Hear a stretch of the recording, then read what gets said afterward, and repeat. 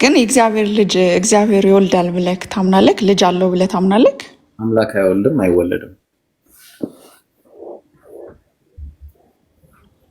እሺ በምን መልኩ ነው አሁን ቅድም ስትናገር የተፈጠረ ነው ብዬ ፍጡር ነው ብዬ ነው የምከራከረው። ማን መወያየው? ይቅርታ። እሺ የኢየሱስ ክርስቶስ አምላክና አባት ይባረክ ብለህ ኤፌሶን ላይ ስትጠቅስ ነበረና ያ ትክክል ከሚለው የተነሳው የሁሉ አባት ከሚለው ነው። ምን አለ? ኤፌሶን ምዕራፍ 4 ቁጥር 6 ላይ በሁሉ የሚኖር በሁሉም የሚሰራ አንድ አምላክ የሁሉም አባት አለ ነው የሚለው። ትክክል፣ ልክ ነው። አዎ። ስለዚህ አባት ስትል አስገኝ ፈጣሪ ማለት ነው። በመፍጠር በማስገኘት ማለት ነው። ትንቢተ ሚልክያስ ምዕራፍ 2 ቁጥር 10 ላይ ለሁላችን አንድ አባት ያለን አይደለምን? አንድ አምላክስ የፈጠረን አይደለምን? ይላል። ኦኬ እሺ፣ ላነጻጽር ነውና ማትሉ ከሆነ ቦታውን አንብቤ አላውቅም፣ ግን ሲባል ሰማለሁ። በእስልምና እምነት አላህን አባት ማለት አትችሉም አይደል? አንችልም ነው። ኦኬ፣ ከሱ ጋር አይጋጭብህም ታዲያ ይሄኛው? አይ አምላክ አባት ማለት አስገኝ ፈጣሪ ማለት ነው በሚለው ነው። ለምሳሌ ምን አለ መሰለሽ፣ አሁን ቢብሊካሊ ስንመጣ ድሮ አምላክ የሚጠራበት ስም ነበረ። ታውቂ እንደሆነ በአሊም ተብሎ ይጠራ ነበር። ታውቂያለሽ? ይሄን ባይብል ላይ ትንቢተ ሆሴዕ ላይ ምዕራፍ 2 ላይ የተጠቀሰ ጥቅስ አለ። እስኪ አንዴ ላንብብልሽ። በዚያን ቀን ባሌ ብለሽ ትጠሪኛለሽ እንጂ ዳግመኛ ባሌ ብለሽ አትጠሪኝም ይላል እግዚአብሔር አለ። ባሌ ተብሎ ለምንድን ነው የማይጠራው? ከዛ በኋላ የባሊንም ስም ከአፏ ወስዳለሁ በስማቸውም እንዲህ አይታሰቡምና። ለምን? ከዛ በኋላ ለአማልክት ተጠቀሙበት ይህን ስም፣ ለአማልክት ማለት ነው ለጣዖታት። እና ከዚህ በኋላ ይህን ስም እኔ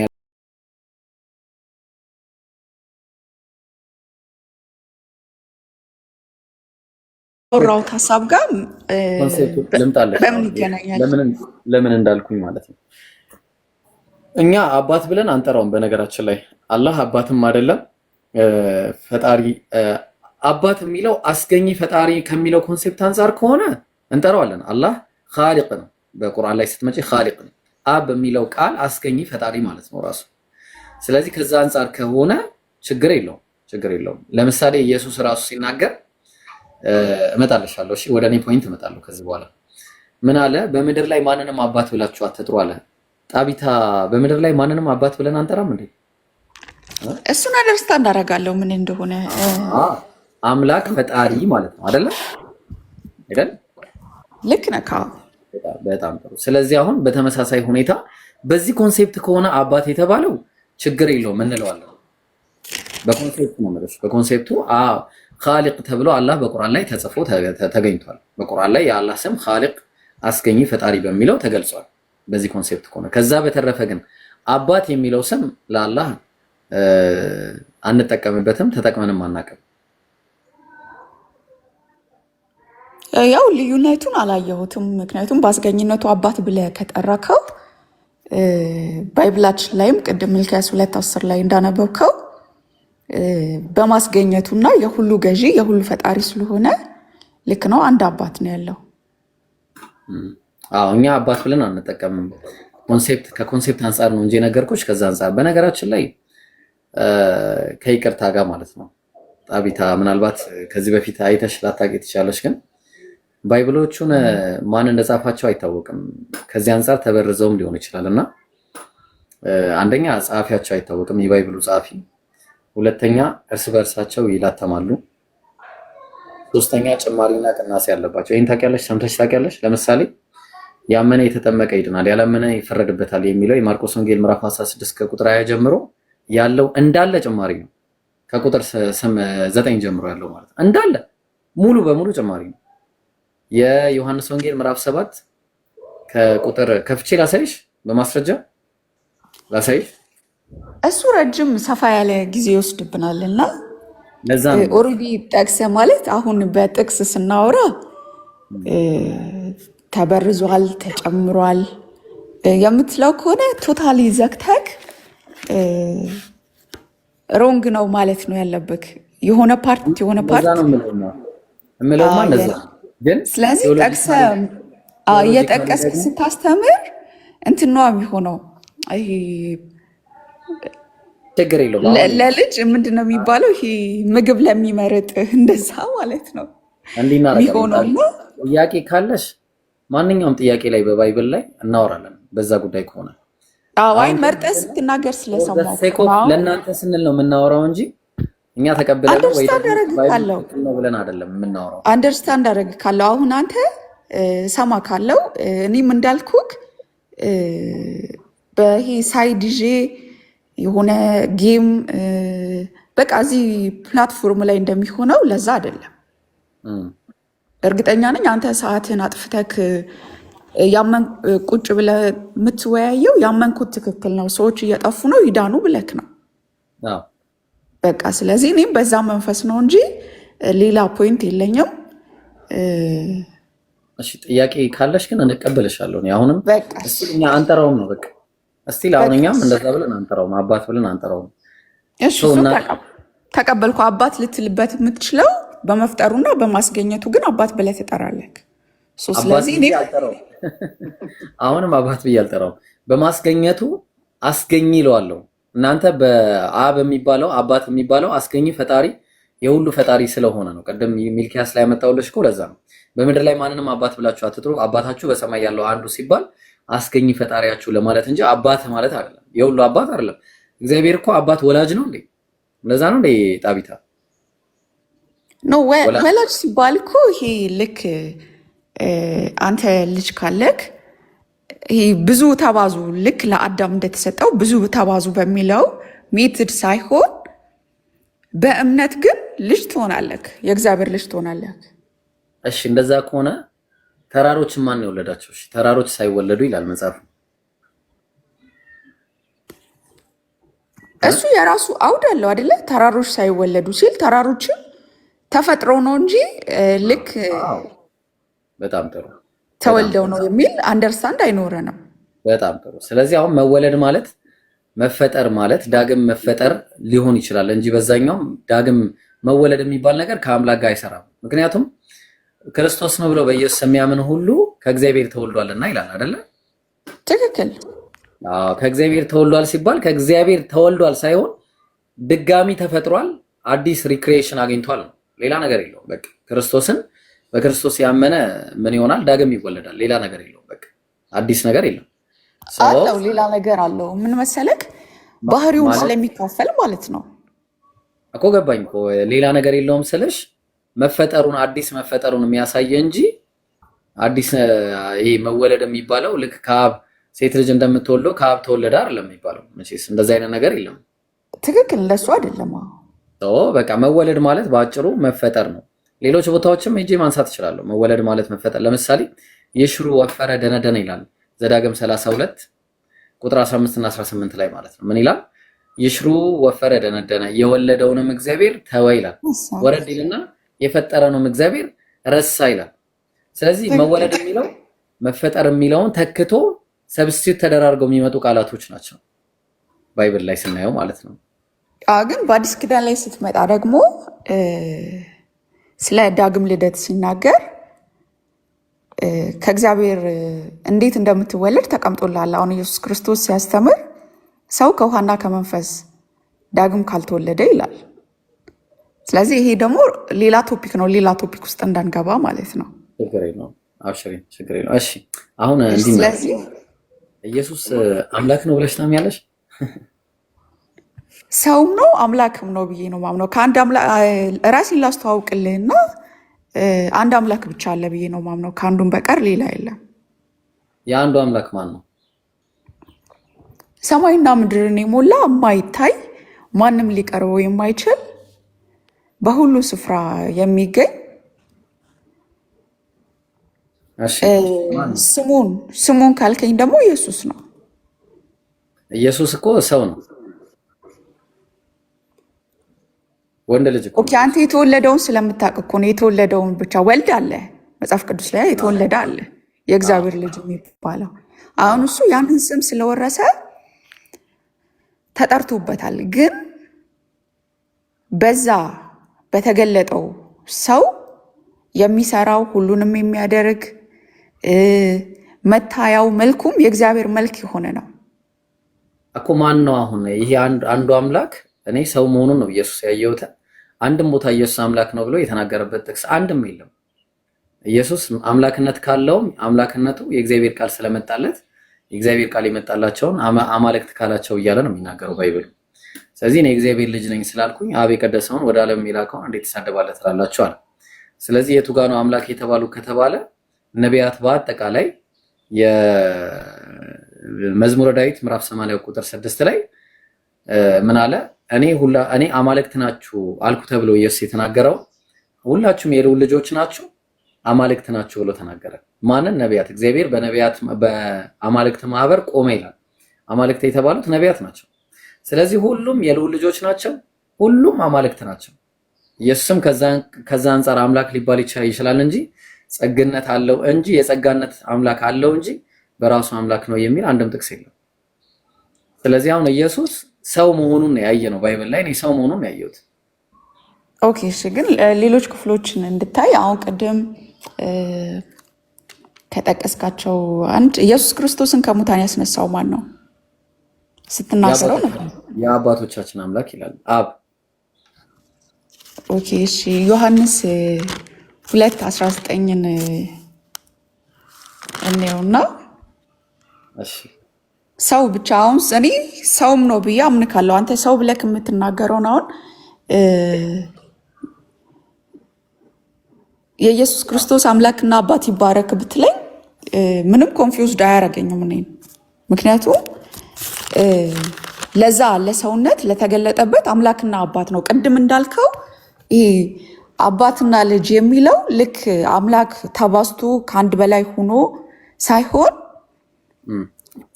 ያ የስጋ ሰውነት ወይም እግዚአብሔር የተገለጠበትን ልጄ እያለ ይጠራዋል። ከዛ ያ ደግሞ የሚታየው ደግሞ ራሱ ልጅ ብሎ የሚናገርበት አለና እዚህ ጋር ላንብብልክ፣ ወደ ክፍሉ ልመለስና በሶስተኛው ቀን አነሳዋለሁ አለ። እሺ በሶስተኛው አነሳዋለሁ አለ። እሺ ታዲያ በሶስተኛው ቀን አነሳዋለሁ ስላለ እሱ አንስቶታል ማለት እሺ የአባቶቻችን አምላክ ነው ኢየሱስ በሚታየው ማንነቱ። አሁን አንተ በተረዳክበት መንገድ ሰው ነው፣ የሚሞት ነው፣ የሚያዝ ነው፣ የተራበ ነው፣ የተጠማ ነው። ያም ፐርፐዝ አለው ያም ራሱ ማለት ነው። ስጋው ምንድን ነው? ከየት ነው ስጋው? ቆይ እስኪ እዚህ ላይ እንጀምር። ስጋው ከየት ነው? ቃል ነው ስጋው ነው። እናንተም ያው በቃል ተፈጠረ የሚል ትምህርት እንዳለ አውቃለሁ፣ ግን ቃል ስጋ ነው የሆነው እኮ። ቃል ስጋ ሆነ ሲባል ተለወጠ ነው? አልተለወጠም፣ አልተጻፈም። ተለወጠም አይልም፣ እንደዚህ ሆነ የሚል ነገር የለውም። ዮሐንስ 1:14 ላይ ቃልም ስጋ ሆነ ይላል። እሺ ወደኋላ ነው የምንመለሰው። ቃል ምንድን ነው? አልገባኝም። ቃል ራሱ ምንድን ነው? ቃል በእግዚአብሔር ዘንድ በነበረ ጊዜ እግዚአብሔር ተብሎ ተጠርቷል። ምክንያቱም ለእስራኤል እግዚአብሔር በቃሉ ሲገለጥ ስለነበረ ማለት ነው። ኦንሊ ጂሰስ ነሽ ግን አንቺ ታይ። በኋላ ደግሞ ሁለት መንፈቅና እንዳሰሪ በእናንተ ትምህርት ቃል ምንድን ነው? እናንተ በእናንተ አስተምሩ። ቃል ነው፣ የእግዚአብሔር ቃል ነው። ባህሪ ነው ወይስ ራሱን የቻለ ሌላ አምላክ ነው? ራሱን የቻለ ሌላ አምላክ የሚባል ነገር የለም። የስላሴ አማኝ አይደለሽም አንቺ መቼስ አይደለም። ስለዚህ ቃል ራሱ ባህሪ ነው ማለት ነው። ቃል ባህሪ ነው የሚልም ትምህርት የለም። ባህሪ ነው ቃል ባህሪ ነው። ቃል እግዚአብሔር የሚፈጥርበት አንደኛው አትሪቢዩት አይደል እንዴ? እግዚአብሔር በእጁ ይፈጥራል። እግዚአብሔር እስቲ ሚውት አድርግ እሺ ወዳጄ፣ አወርዳለሁ ከታች ያለ እዛ ሰው እያወራ ጣልቃ አትግባ እሺ። ቃል እግዚአብሔር በቃሉ ይፈጥራል አይደለ? በእጁ ይፈጥራል በተለያየ ነገር ይፈጥራል እግዚአብሔር አይደለ? በእጁ ይፈጥራል ሲል ሊትራሊ እጅ ኑሮት ሳይሆን ሊትራሊ እጅ ኑሮት አይደለም ማለት ነው። ሊትራሊ ቃል አለው ማለት ነው። ታዲያ ሊትራሊ ቃል ስላለማ ነው እስራኤላውያን ሲሰሙት የነበረው ኮሚኒኬት ሲያደርጉት የነበረው። መቼስ መለኮታዊ እጅ ነው እኮ ያለው። ያኛውም እኮ መለኮታዊ እጅ ነው እንጂ ቃል ያልሆነ እጅ ማለት ነው።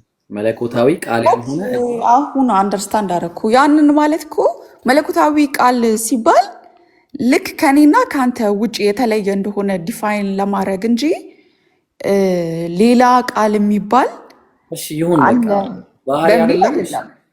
ቃል ባህሪ አይደለም። እሺ ምንድን ነው ንገሪኝ። እሺ ቃል ነው። እኔ የራሴን አንደርስታንድ ነው የምነግርህ እንጂ ቤተ እምነት ወክዬ ምናምን አይደለም። በዛ እንዳትረዳ። ምንድን ነው የሚባለው? ከኔ የሚወጣው ቃል ነው የሚባለው። ግን የኔ ቃል አንተ ጋር መጥቶ ሌሎችም እዚህ ያሉት ጋር ይሰማሉ። ራሱን የቻለ ፐርሰን አይደለም። በአጭሩ ራሱን የቻለ ፐርሰን ግን አይደለም። በቃ ፐርሰን አይደለም። ያስማማናለሽ። ፐርሰን አይደለም። ያ ቃል መጥቶ ስጋ ሆነ ሲባል ምን ማለት ነው? እዛ ጋር የተጻፈ ነገር ስለሌለ ያ ቃልም ስጋ ሆነ ነው። ቁጥር 3 ላይ ምን ይላል መሰለሽ? ሁሉ በእርሱ ሆነ ከሆነም አንድስ እንኳን ያለ እርሱ አልሆነም ማለት። ትክክል። ስለዚህ በቃል ነው ሁሉ ነገር የተገኘው። አዎ ያንን ደግሞ ዘፍጥረት ላይ ስናይ እግዚአብሔርም ብርሃን ይሁን አለ፣ ብርሃንም ሆነ እያለ ይናገራል ማለት ነው። ስለዚህ አሁን ከሆነው ለምሳሌ ቃል ስጋ ሲሆንስ በምንድን ነው የሆነው? አለቀበት የሚባል ነገር የለውም እኮ አየህ እንዴ። ቃል በሁሉም ነገር ቃል ተገኘ ተባብለን ተስማማን። እንግዲህ አንድስ እንኳን ያለ እርሱ አልሆነም አለ። ሁሉ በእርሱ ሆነ ካለ በኋላ ሁሉ በእርሱ ሆነ። በቃል ነው አይደለ? ያው በእግዚአብሔር ቃል ሁሉ በእርሱ ከሆነውም አንድስ እንኳን ያለ እርሱ አልሆነም አለ። ያለ ቃል የሆነ ነገር ጥሩ፣ ያለ ቃል የሆነ ነገር ከሌለ ቃል ስጋ ሲሆንስ በምንድን ነው የሆነው? ሆነ ይላል።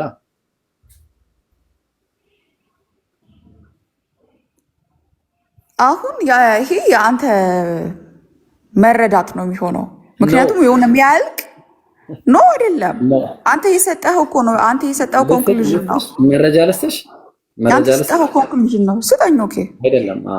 ቃል ስጋ ሲሆን የሆነው በምን እንደሆነ ልንገርሽ። የተስፋ ቃል የሚባል ነገር አለ። ኢየሱስ የተስፋ ቃል ነው እንጂ ትክክለኛ ቃልም አይደለም። ምን አለ? ሐዋርያት ሥራ 13:23 ላይ እግዚአብሔርም እንደ ተስፋው ቃሉ ከዚህ ሰው ዘር መድኃኒት ማን ነው? ለእስራኤል መድኃኒት ኢየሱስን አመጣ። ስለዚህ ከማን ዘር ነው እንደ ተስፋው ቃል ያመጣው? ከዳዊት ዘር እንደ ተስፋው ቃል። ይሄ ተስፋ ቃል ደግሞ መጀመሪያ የተገባ ነው የነበረ ነው ተስፋነቱ። ኦኬ ዘፍጥረት 22:18 ላይ ምን ይላል? የምድር አሕዛብ ሁሉ በዘር ይባረካሉ ቃሌን ሰምተሃልና አለው አብርሃም ለእግዚአብሔር። ለአብርሃም የተገባ ማለት ነው። እግዚአብሔር ለአብርሃም እንዲህ ብሎ ቃል ገባ። ይህንን ቃል ደግሞ ገላትያ ሲናገር ገላትያ 3:16 ላይ እንዲህ እያለ ይናገራል። ተመልከች ምን እንደሚል። ለአብርሃምና ለዘሩ የተስፋው ቃል ተነገረ። ስለ ብዙዎች እንደሚናገር ለዘሮችም አይልም፣ ስለ አንድ እንደሚናገር ግን ለዘርህም ይላል፣ እሱም ክርስቶስ ይላል። ስለዚህ ክርስቶስ የተስፋ ቃል ነው። ይሄ የተስፋ ቃል ደግሞ ዕብራውያን ምዕራፍ 11 ቁጥር 13 ይመስለኛል አይደለም? ቁጥር 13 እነዚህ ሁሉ አምነው ሞቱ፣ የተሰጣቸውን የተስፋ ቃል አላገኙምና ዳሩ ግን ከሩቅ ሆነው አይተው ተሳለሙት አለ። በምድሪቱ መንገዶችና መጻተኞች እንዲሆኑ ታመኑ አለ። ስለዚህ ከሩቅ አይተው። ለዛ ነው ኢየሱስ ሲናገር ዮሐንስ ወንጌል 8:58 አካባቢ ላይ እንዲህ እያለ ይናገራል። ምን አለ መሰለሽ? ከ56 እንጀምርና እንዲህ ይላል፣ አባታችሁ አብርሃምም ቀኔን ያይ ዘንድ ሐሴት አደረገ፣ አየም ደስም አለው አለ። አብርሃም ኢየሱስን አይቶት ነበር እንዴ? ኢየሱስ አብርሃምን አይቶት ነበር? ያየው በምንድን ነው? በቃል ነው አይደለ? በተስፋ ቃል ነው ያየው። ኦኬ እዛ ክፍል ላይ ለብቻው እንሄዳለን። ከላይ ጀምረን ከ24 ጀምረን እንሄዳለን። ችግር የለውም። ያየው በምንድን ነው? አብርሃም መጀመሪያ እቺን ንገሪኝ። ኢየሱስን አይቶታል? በስጋ አይቶታል? አሁን አገናኘ እኮ አንተ እኮ ቀላቀልኩ። አሁን ፕሮሚስ የተገባለትን ለአብርሃምንና ቃልም ስጋ ሆነ አንድ ላይ ቃል የሚለውን ብቻ የተስፋውን ቃልና እዚህ ጋር ቃልም ስጋ ሆነ ይላል። አቢታ ሆነ ይላል እኮ የእግዚአብሔር ቃል የሚሆን ነው የሚያስኮን ነው። ቃልም ስጋ ሆነማ ይላል እኮ አይልም አላልከውም እኔ ሆነ። አንተ ግን አሁን ወደ ምን ወሰድከው? ያስኮናል ወይስ ይሆናል? የእግዚአብሔር ቃል ያስኮናል እኮ አይደል? ፈታ አምላክ ማን ነው? እግዚአብሔር በቃሉ ያስኮናል እንጂ ቃሉ አይደለም የሚሆነው እኮ አይደል እንዴ? ቃሉም ከፈለገ ይሆናል። እግዚአብሔር እኮ ነው ምን ታረጋለህ እንዲህ ታረጋለህ ብላ ጠይቀው። ስለዚህ እሺ ሁለት ምርጫ አለሽ። ሁለት ምርጫ ሰጥቷል። የመጀመሪያው ቃል ስጋ ሆና የሚለውን በተዋህዶ ትመርጫለሽ፣ ልክ ክርስቲያን ኦርቶዶክሶች እንደሚሉት። አለዛ ደግሞ ቃል ስጋ ሆነ ሲባል ልክ ዳዊት ማነው ዳዊት አልኩኝ ሙሴ በትሩን ሲወረውር በትሩ እባብ እንደሆነው ከሁለቱ ነው የምትመርጨው። ካለዛ የተስፋ ቃል ነው የሚሆንብሽ። እሱ አንተ ራስህን ቦክስ ውስጥ አስቀምጠክ ነው ምረጭሽ። ያለዛ ንገረኝ እንዴት እንደሆነ። እየነገርኩ እኮ ነው ለእግዚአብሔር። አሁን አንተ ማነህና እንዴት ሆነ ትላለህ እኮ ታዲያ እንዴት ነው የሆነው? እሺ እንዴ ጥያቄ እኮ እየመለስሽልኝ እኮ አይደለም። እንዴት ነው የሆነው? ቃል ስጋ ሆነ እንዴት ነው የሆነው? ቃል ስጋ ሆነ ሲልክ ማለት ነው እንዴት ሆነ ብለክ ልትጠይቅ አትችልም። ሚኒንጉ ምንድን ነው? እሺ የቃል ስጋ መሆን እግዚአብሔር ስለተገለጠበት ነው። እግዚአብሔር ቃሉን ነው ከማንም ጋር እግዚአብሔር የተገለጠበት በራሱ ቃሉን ስጋ በማድረግ የተገለጠው እንጂ ይሄ ቃል የእግዚአብሔር ቃል ነው። ተዋህደ እያልሽኝ ነው? እንደ ኦርቶዶክስ አላልኩም። እግዚአብሔር ተገለጠበት ማለት ይሄው በቃ ይሄ ማለት እኮ ጴንጤና ኦርቶዶክስ የሚለው ነው እየነገርሽኝ ያለሽው። ምንም የተለየ ጴንጤና ኦርቶዶክስ ምንም ልዩነት የለውም። ወተት ከውሃ ጋር ሲዋሃድ እንደሚሉት እንደዛ አይደለም እያልኩ ያለሁት እኔ።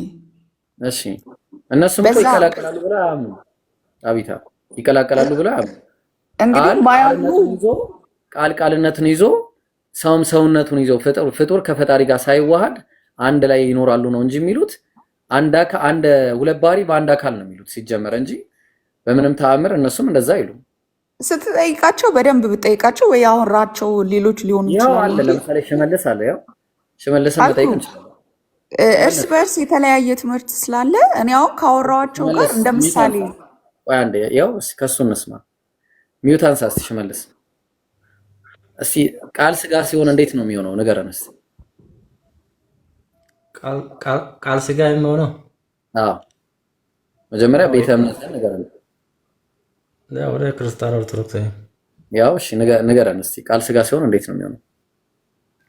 ያው ቃል ስጋ ሆነ የተባለው አሁን የተፈጠረ ሳይሆን ያው በስጋ የተገለጠ ነው ማለት ነው ቃሉ ያ ቃሉ። ስለዚህ የእነሱን አስተምሮ ነው እየተናገረ። አንቺ የእናንተን አስተምሮ ልንገርሽ ነው የእናንተን አስተምሮ አትንገረኝ ስለማውቀው ማለት ነው። እሺ ተወያዩ። እሺ ያው እስቲ ሁለታችሁ ተወያዩ።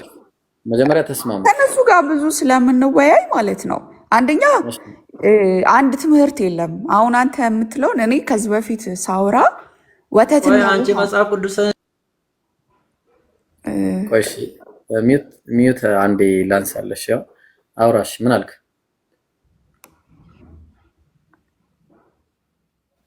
ኦኬ ምን አልሽ ጣቢታ? ኦኬ ትምህርታቸው ፍጡርና ፈጣሪ የሚል አለ።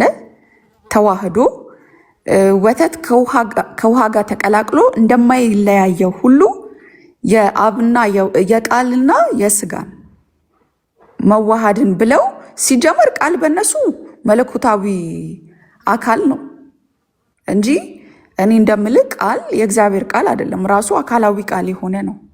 ያ ልዩነት አለ። ቆይ እኔ ከምናገር እሱ ይናገር። ሚውተን አንሳ እንዴ! እንደዚህማ አይደለም። እነሱ ፊት አካላዊ ቃል ብለው ነው የሚያምኑት። ቀጥል ሽመልስ፣ እምነትህን ንገራት። ያው አሁን እሷ ምን እንደምትል ራሱ እኮ አይገባንም እኮ ለእናንተም አይገባም፣ ለእኛ ነው አይገባንም። ስለዚህ ይቅር በቃ አናውራ ካንተ ጋር ነው። በቃ እኔ እና እሷ እናውራ። ተው በቃ ተው።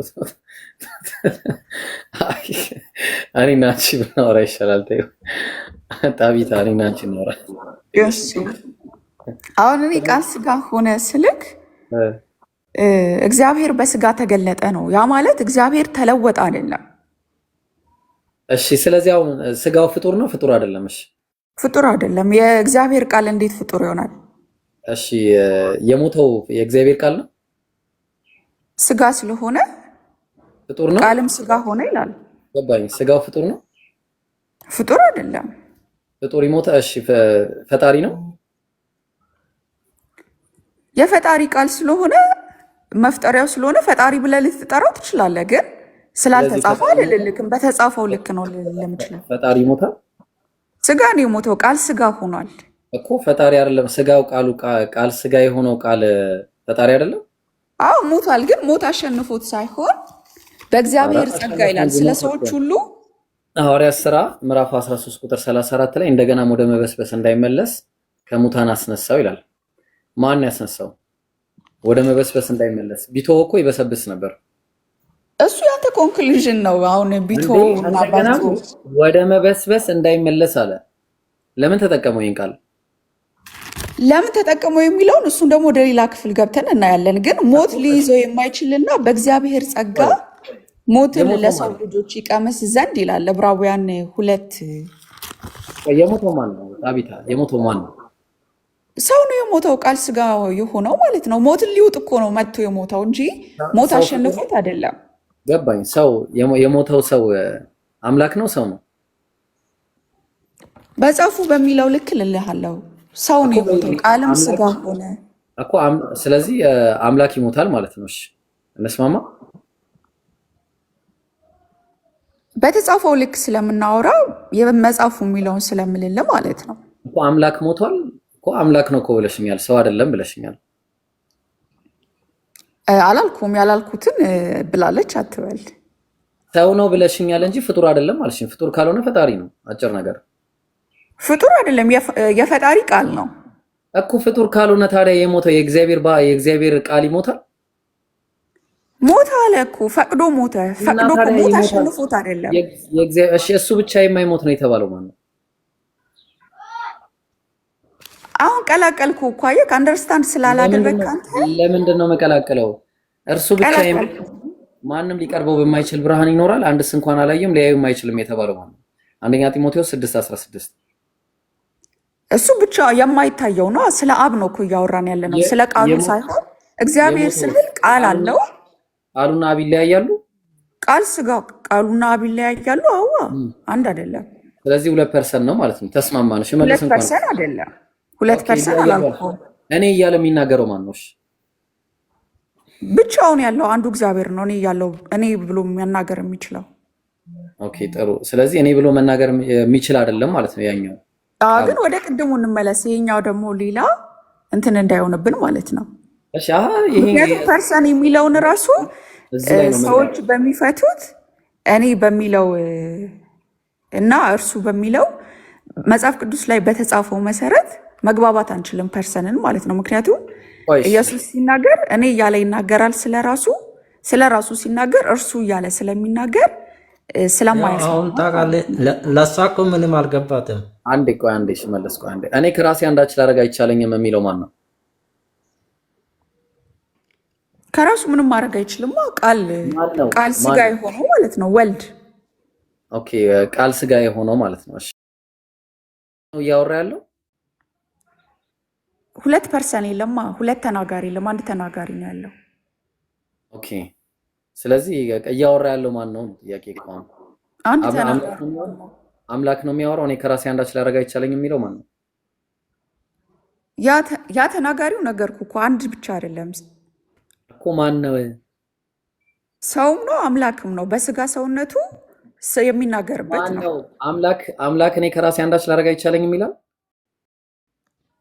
እያዳመጥከኝ አይደለም እና እንዴት እንደምንቀጥል አላውቅም። እሺ ማን ነው የሚለው? እሺ ንገሪኝ። አንድ ተናጋሪ ነው ያለው። ያ አንዱ ተናጋሪ ግን እግዚአብሔር በስጋ ተገልጦ ስለ ስጋው ሰውነትም ይናገራል እኮ። ማን ነው ባዩ? እኔ ማን ነው እኮ ነው እየጠየቅኩሽ ያለሁት። ማን ነው? እኔ ከራሴ አንዳች ላደርግ አይቻለኝም የሚለው ማን ነው? ወልድ ነው። እሺ ወልድ ነው አልኩክ። ወልድ ራሱን ችሎ ያወራል እንዴ? ለምን አያወራም? እያወራ አይደለ? ስለዚህ 2% ነው ያለው ማለት ነው። እኔ እያለ የሚያወራው 2% አለ። አብ አለ፣ ወልድ አለ። ነገርኩ እኮ እኔና እርሱ እያለ መጽሐፍ ቅዱስ ላይ ሲናገር በአንተ ወይም ሌሎች ሰዎችን ፐርሰን ብለው በሰጡት መሆን አይችልም። ምክንያቱም 2% ሆና ይኸው እኔ እያለ ያኛውም ያወራል፣ ይሄኛው እኔ እያለ ያወራል። አንተ የተረዳህበት እኮ ነው። ፐርሰን የሚለውን ማለት ነው አስቀምጣል። ፐርሰን የሚለውን አካል ብለው በሚፈቱት አይደለ እየሄድክ ያለኸው። ያ ነገር መጽሐፍ ቅዱሳችን ላይ የማይሆን ነገር ነው ብሎ የሚጠራ አንድ ማን። እሺ ችግር የለውም በቃ አሁን እስቲ አንድ ነገር እንትን ልበልሽ። እሺ ከምንዛዛግ ዕብራውያን ምዕራፍ 5 ላይ እንሂድ እስቲ አንዴ ቁጥር 7። እሱም በስጋ ወራት የቅድሙን ጥያቄን ግን አልመለስክልኝም። እመልስልሻለሁ። እሱም በስጋ ወራት ሊያድነው ወደሚችል ከብርቱ ጩኸትና ከእንባ ጋር ጸሎትና ምልጃን አቀረበ የሚለው ማን ነው? ማን ነው ጸሎትን የሚያቀርበው? እሱ ጋር ቁማ ጸሎቱ ምን ይላል? ተሰማለት ይላል አይደል? ትክክል ነው። ሰው ማን ነው ያቀረበው? ሰው ነው እኮ ለማን ነው ያቀረበው? ለአምላኩ። የት ነው አምላክ ያለው? የት ነው? በዛ ሰውነትም አለ በሰማይም አለ እኮ። በቃ ራሱን እየጠየቀ ነው። ምልጃ እኮ ነው። አሁን ለዛ እኮ ነው መምጫ የመጣበትን ፐርፐስ ካላወቅ እንደዚህ አይነት ጥያቄ ትጠይቃለህ። ጸሎት ነው። አዎ ጸሎቱ። ታዲያ ጸሎቱ ምን ነበረ? ለማን ነው የሚጸልየው? ራሱ ጋር ነው የሚጸልየው? ኖ ወይ የጸለየው ጸሎት ምን ነበረ? እንዴት የጸለየው ጸሎት እንዲድን አይደለ ሲለምን የነበረው? አዎ ከሞት እንዲያድነው። አዎ ከሞት እንዲያድነው ማለት ነው። እና ከሞት ድኖ ነበረ? እንዴት ከሞት? አዎ ድኗል። እሱም በኋላ የምናየው ይሆናል። አልተሰቀለም። አሁን እዚህ ጋር ስቲክ እናድርግና እዚህ ላይ መጽሐፍ ቅዱስ ላይ ሆነ መጽሐፍ ቅዱስ ሆነ ከሌላ ማለት ከዚህ እና ከዛ እየቀላቀል አይደለም። ኧረ ቆይ ወደ ማን ነው የሚጸለየው? እኔ ጥያቄ እሱ ነው። ድነቱ ላይ አይደለም ጥያቄ። ጸሎቱ ተሰማለት ይላል እኮ ሙሉውን ማለት ነው። ምን አይመለከተኝም። እሱ ወደ ማን ነው የሚጸለየው? ነገርኩ እኮ ወደ አምላክ። አምላክ ማን ነው? ስንት አምላክ አለ? አንድ አምላክ አለ። የሚጸልየው ማን ይባላል? ማን ይባላል ስሙ? የሚጸልየው የእግዚአብሔር ክንድ ነው። እየጸለየ ማን ነው? አንዱ አምላክ ስሙ ማን ነው? ብዙ ስም ነው ያለው። እሺ ከስሞቹ መካከል ኢየሱስ አምላክ ነው? አንዱ አምላክ ነው? የእግዚአብሔር ስም ነው ኢየሱስ ስም እኮ አንዱ አምላክ ነው ወይ? ኢየሱስ የአምላክ ስም ነው። የአምላክ ስም ስሙን አይደል እየጠየቀኝ ያለኸው? ኢየሱስ አንዱ አምላክ ነው ወይ ነው የጠየኩሽ? ኢየሱስ ስትል አምላክም ሰውም ነው። መጽሐፍ ቅዱስ አንዱ አምላክ ነው ወይ ነው የጠየኩሽ? ኧረ ጣዊታ ሱብሃንአላህ። አምላክም ነው ሰውም ነው እየመለስኩልህ እኮ ነው። አንተ አሁን እንጂ አንዱ አምላክ አይደለም። እሺ በቃ ተስማምተናል። አንዱ አምላክ አይደለም። እሺ ኦኬ፣ አንዱ አምላክ ነው። አሁን አንደርስታንድ አደረኩ እያልከኝ ያለኸው ከአምላኮች አንዱ ስላሴ አማኝ ጋር ስለምትቀላቅለው ነው። ከስላሴዎቹ አንዱ ነው ወይ? አይደለም። እሺ ኢየሱስ አንዱ አምላክ ከሆነ ወደ የትኛው አምላክ ነው የሚጸልየው?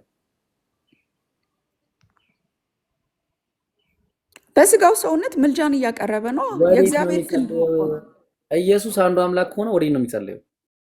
ኦኬ መረዳት ከፈለክ እሺ ላቅልለውና ሁለተኛ ቆሮንቶስ ምዕራፍ 5:19 እናንብብ። ከ18 ጀምሮ ምን እንደሆነ ያ ነገር ጥያቄ መልስ መጀመሪያ።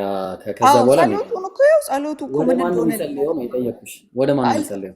መጽሐፉ ይንገርካ። አንተ መጽሐፍ ቅዱስ ለምን አይነግርክም እኮ? መጀመሪያ አንቺ መልሽልኛ። አንዴ ምን ሆነሽ ነው ጣቢታ? መጀመሪያ ወደ ማን ነው የሚጸልየው? እሱን እንወቅና ወደ ሌላ እንሄዳለን። እሺ የሚጸልየው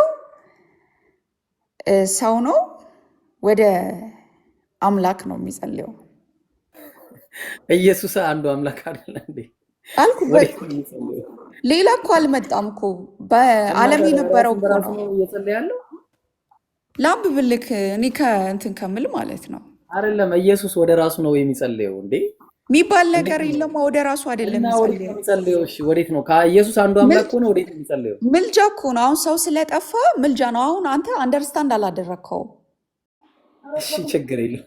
ስለዚህ ፈቃደኛ ከሆንክ ለሚወጣ ሁሉ በክርስቶስ ለማይኖር ሰው አምላክ የለውም። ይህንን ልመልስልህ። በክርስቶስ ለሚኖር አብና ወልድ አሉ ይላል። አብና ወልድ የተለያዩ ልመልስልህ። እሺ መልሽልኝ። አውራሽ ኮፕሊንክ እናርግ። ሁላችሁም ታብታብ ብናርግ ለአንድ ደቂቃ ኮሜንቱን ይዘጋዋለሁ። እሺ ለአንድ ደቂቃ ቆንጆ ነው። አይዝጋ። እሺ ቶሎ ኢንሻአላህ ኮሜንት እናቆም።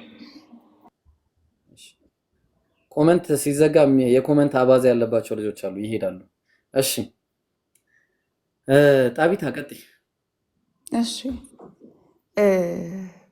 ይሄ የሆነ ሁሉ ነገር ኢየሱስ ክርስቶስ መጥቶ የተፈጸመው ነገር ሁሉ ነገር በትንቢት የተነገረለትን ነው የተፈጸመው። በትንቢት የተነገሩት በመዝሙራት የተነገሩት ሁሉ ነው ከተወለደ በኋላ የተፈጸመው እና ይህንን ኢሳያስ 59 ላይ ላንብብልህ ከቁጥር 16 ጀምሮ። አልጠየኩሽም።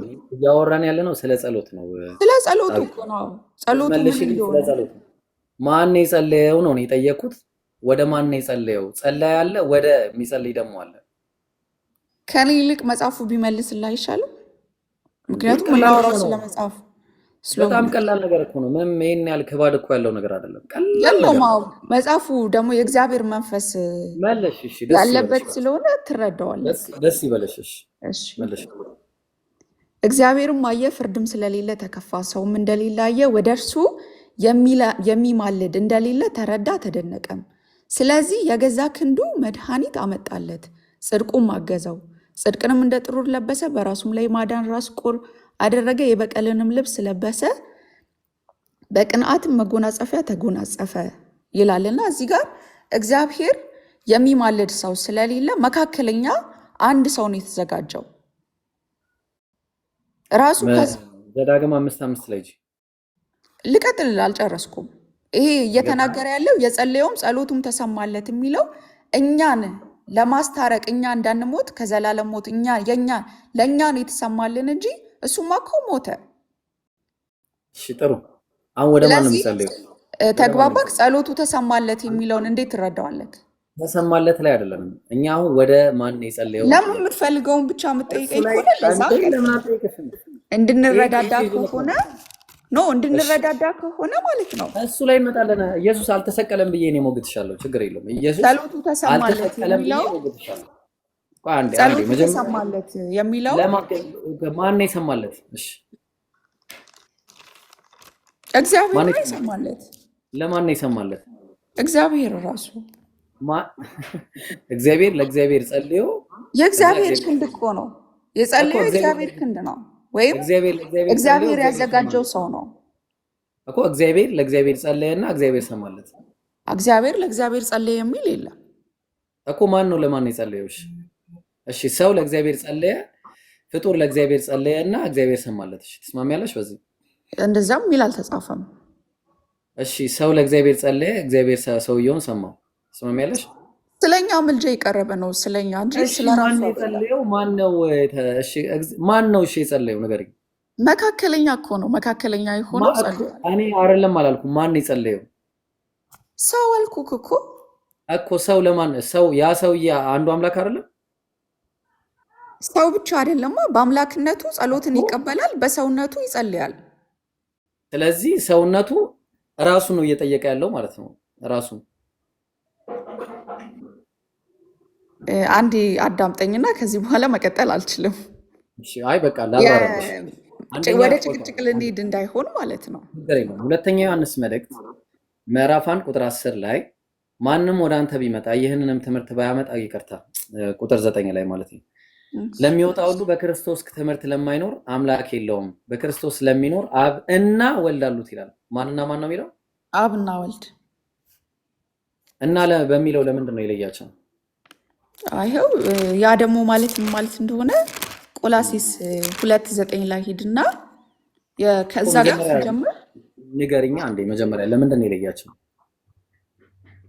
ሰውና አምላክ ልዩነት አለው። መንፈስ የሆነ የማይታይና የሚታይ ልዩነት የለውም እንዴ? ስለዚህ አብ ማለት ኢየሱስ አይደለም ማለት ነው። ምክንያቱም ሰው የተባለው ሌላ ነው። አይ ኢየሱስ ስትል አብም ነው ወልድም ነው እንጂ አንተ በወልድነቱ ብቻ ስለምታውቀው እኮ ነው። መጽሐፉ ደግሞ የሚነግረን ምን ይላል? አትነጥለውም። አንድ ጥቅስ ስጭኝ። ኢየሱስ አብ ነው የሚል አንድ ጥቅስ ስጭኝ። ኢየሱስ ወልድ ነው የሚል አንድ ጥቅስ ስጠኝ ብልክ አትሰጠኝም። ስለዚህ እንደዚህ ኢየሱስ ሰው ነው የሚለውን ሰጥሻለሁ። ኢየሱስ ሰው ብቻ ነው ቃል በቃል አምላክ ነው። እኔ ደግሞ አምላክ ነው የሚል ሰጥካለሁ እንደዛው ማለት ነው። አሁን ግን እንትን እንዳይሆን ማለት ነው። አሁን ወደ ሌላ ሞቲቭ ከምንሄድ አሁን የጠየቀው የክርስቶስን ትምህርት ላንብብልክ። የክርስቶስ ትምህርት የት አለ? አብ ነው። የቱ ጋር ነው? አንድ ጥቅስ ስጭኝ። ኢየሱስ አብ ነው የሚለው። ኢየሱስ አብም ነው ወልድም ነው ሰውም ነው አምላክ ነው። የቱ ጋር ጥቅስ? ይህን ላንብብልክና እሄዳለሁ። አሁን የጠየክኝን እሱን አሳይካለሁ። እሺ በክርስቶስ ትምህርት ለማይኖር አብና ወልድ የሉትም ብለኸኛል። አሉት። እሺ አብና ወልድ አሉት። በክርስቶስ ትምህርት ለማይኖር ያሉትም ነው። እንደ ክርስቶስ ትምህርት ሳይሆን እንደ ሰው ወግና ይላል። እሺ እንደ ሰው ወግና እንትን አይቺ ነው ሜሴጅ አይቺ ነው ሶሪ። እንደ ክርስቶስ ትምህርት ሳይሆን እንደ ሰው ወግና እንደ ዓለማዊ እንደ መጀመሪያ ትምህርት ባለ ፍልስፍና በከንቱ መታለል ማንም እንዳይማርካችሁ ተጠበቁ። በእርሱ የመለኮት ሙላት ሁሉ በሰውነት ተገልጦ ይኖራል ይላል። አየክ፣ እኔ ይሄንን ነው ያልኩ። መለኮት በሰውነት ተገልጧል ማለት አብን በወልድ ነው የምታየው። በሱ የአካሉ ማነች? በሰው አካሉ ክርስቶስ ነው። ማነች ሰው አካል የተባለችው እዚህ ጋር? ስለምን አካል አላነበብኩ አልሰማከኝም ማለት ነው። ቆይ አንዴ ላውጣልሽ። አይ አንቺ አሁን እኔ የጠየኩሽንም ጥያቄ የመለስሽ አይደል? አልሰማከኝም። እዚህ ጋር አሁን አካል የሚል አልጠቀስኩም እኔ። እሺ ቆይ አንድ ጊዜ ቆይ ትጠቅሻለሽ። ጥቅሱን ንገሪኝ። ቆላሲስ 2:8 እስከ 9 ያለውን እንደ ክርስቶስ ትምህርት ሳይሆን እንደ ሰው ወግና እንደ ዓለማዊ እንደ መጀመሪያ ትምህርት ባለ ፍልስፍና በከንቱ መታለል ማንም እንዳይማርካችሁ ተጠበቁ።